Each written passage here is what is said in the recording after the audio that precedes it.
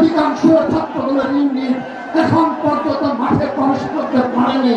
কিন্তু পুরো বাংলাদেশকে বলতে চাই, পুরো ছাত্র সমাজকে বলতে চাই, এই পৌরগ্রাউন্ড মাঠ ইতিমধ্যে কানায় কানায় পরিপূর্ণ হয়ে গিয়েছে।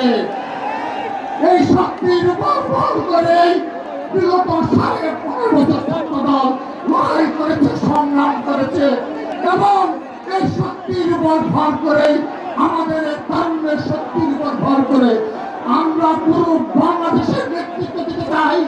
আমরা তারুণ্য নির্ভর বাংলাদেশ করতে চাই। আমাদের এই বিপুল সংখ্যক নেতা কর্মী সমর্থনে আমাদের শক্তি, আমাদের প্রাণ।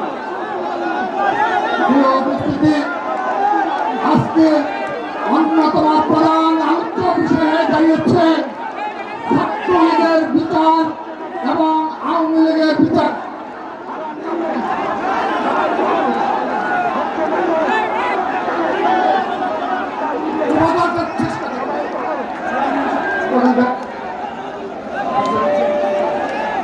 এবং